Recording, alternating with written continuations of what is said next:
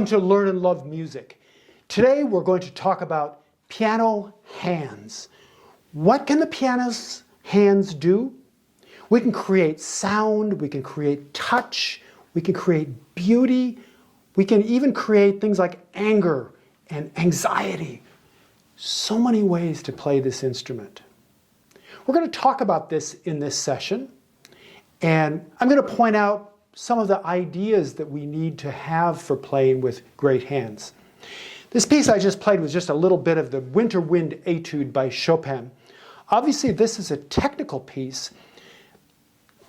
Hands are important in technical pieces, but also they're important in touch, in beauty, in expression. So many different ways we can use the hands. So let's get started. First, we're going to talk a little bit about the positioning of the hands. When you look at your hands, you see that the long fingers on the top are much different than the thumb on the bottom. And I found a lot of times what students will do is they will try to get their thumb to be even with the other fingers. It doesn't work. Always keep that hand nice and flat, and the thumb is back. The thumb is small, the fingers are long. And a lot of times teachers will talk a little bit also about positioning of the hand. And two things I often notice with students, and even performers, is that they like to have their wrist down and pressing down this way. And what I like to do is to create a flatter arm and hand and wrist. Never does the wrist have to be close down like that. Even when you play octaves, we don't have the hand down there. You need that nice level platform. Imagine that it's like a highway going down, and it goes down gently and then a little bit curved toward the end, but it's having that angle that's very, very important. Elbows here. Everything points toward the ends of the fingers. And remember, that wrist, we're going to talk about the wrist as well. The wrist has to be above the fingers, but also it has to be very supple. As the energy goes through the arm, and if it goes into the wrist, your fingers can't move at all. So I find a lot of people will play, they'll kind of play with this kind of sound. You need to have that wonderful bridge that comes up, even when playing a scale. Notice there's air, there's something underneath the hand. Not exaggerated this way or this way. Keep that hand nice and level from the elbows, almost like going downhill, a little steeper here, but goes down to the fingertips. And remember, you need to have the wrists and hands supple. They shouldn't be locked at all. At any point, my teacher used to come up to me and do this. That hand should be loose. If I come up to a student and I feel that tension like that, doesn't work. You've got to really be supple. So even just playing a little chord like this, you really have to keep the hand underneath open, the knuckles fairly flat, but not exaggerated. All these things are very, very important and have a wonderful sound. Now let's talk about the fingertips.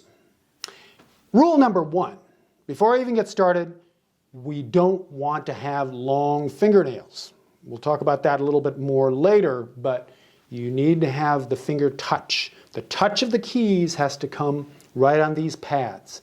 That's very, very important. So we start with the wrist, and then the knuckles in the middle, and then these knuckles, which are pointed toward the keys, and then we also have another one that's right there. It's sort of like another joint there.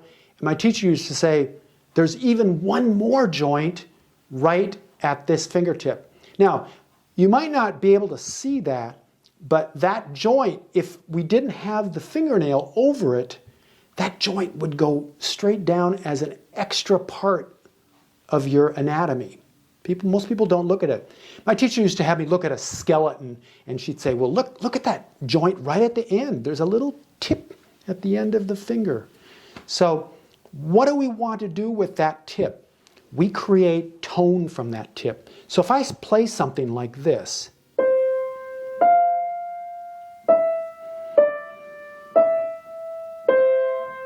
that sound comes from that tip, not from back here. Lazy. I see people playing this way. Use the tip.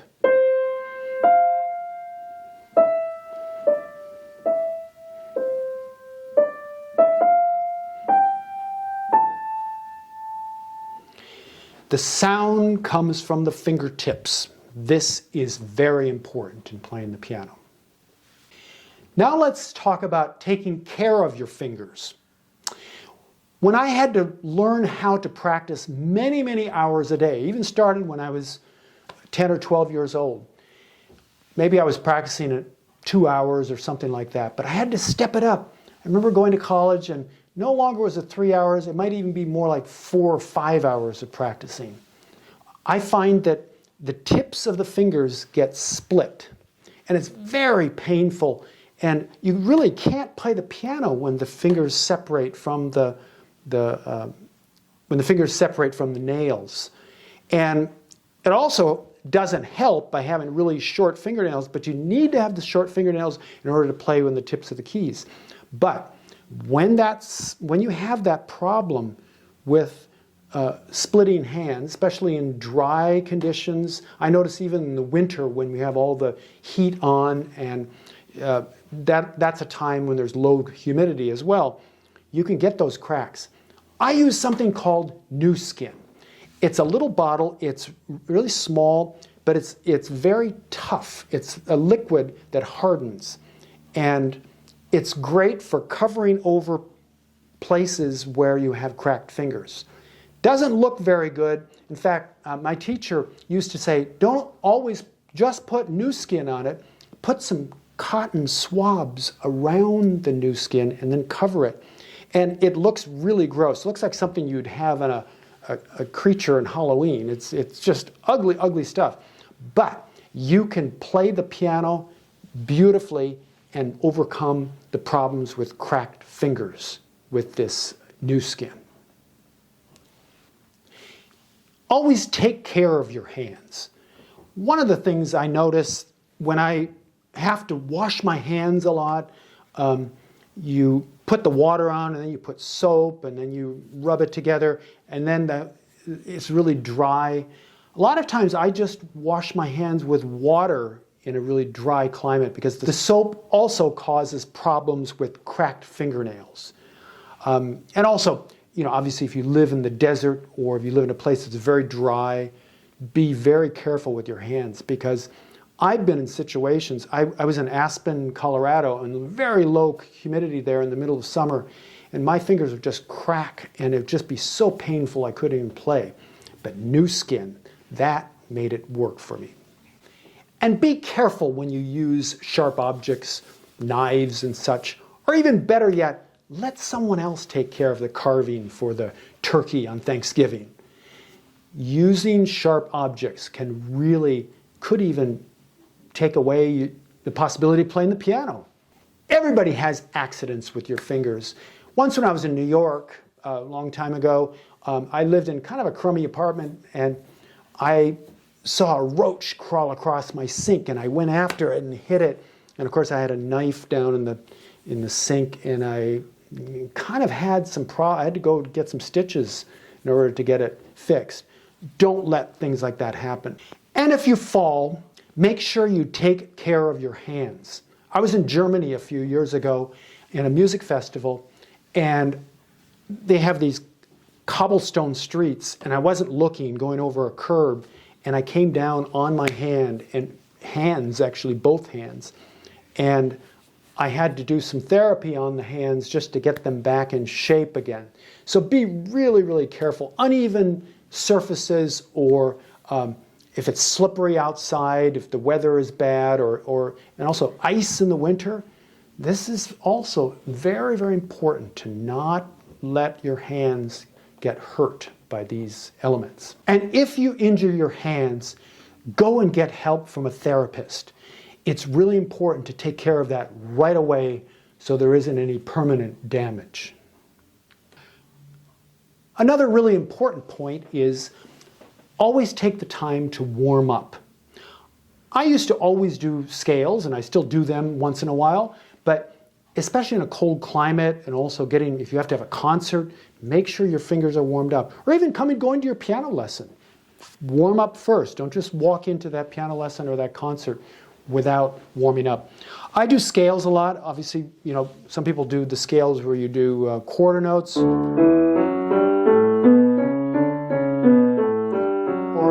Those are quarters, now eighths, 2 octaves, and triplets, 3 octaves,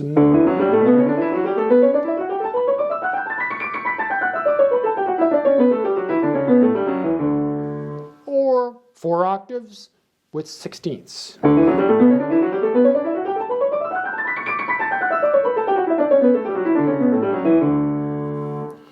And always make sure you have everything smooth, legato. Fingers are working very well. But remember, not the arms and all of that. This is finger work. This is not arm, elbow, shoulder work. It's all done with the fingers. We also want to talk a little bit about the wrist. We talk a lot about scales with the fingers, but when you use your whole hand, you have to have a different kind of technique that involves the wrist. And if I played, let's say, an exercise in quarter notes, eighth notes,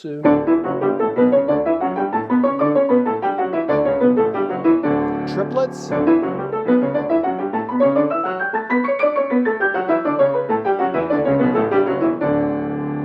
or 60s, not very good. Let's try again. 16ths.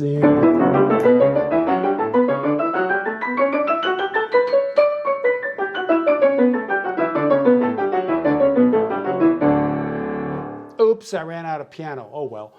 But in any case, you have to make sure that your wrists are supple when you do octave passages. One of the most important elements in playing the piano is learning how to play octaves fast, in a very bravura fashion. A lot of the concertos end with this, certainly concertos by Grieg and also by Tchaikovsky and many others. But it creates this aura of energy and power that it's just fantastic when you put it at the end of a long concerto. But when we work on this technique, you have to make sure that you're using your wrists and not your whole arm, because at a speed we're going, we do not want to get tied up in the muscles. You want to keep things very supple in order to do that. And so octaves really you have to warm up to get the octaves going, and it's very important to not overplay them.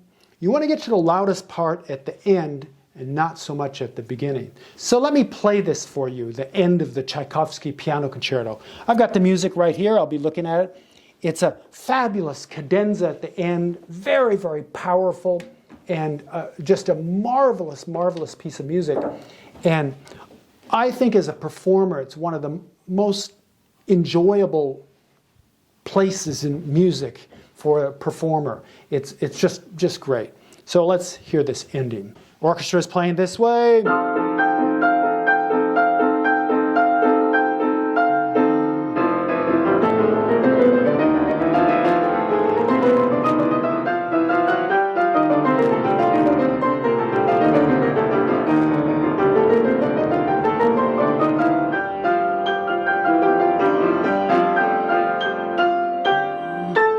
And then the big theme. So on and so forth. It's so much fun to play that passage, but you have to have that really loose technique in the wrists in order to play fast. You need the volume, but lightness is what's most important when you practice it. So that was my talk about piano hands. They're very important. Thanks for listening. We'll see you next time on Learn and Love Music. I'm Duane Hulbert.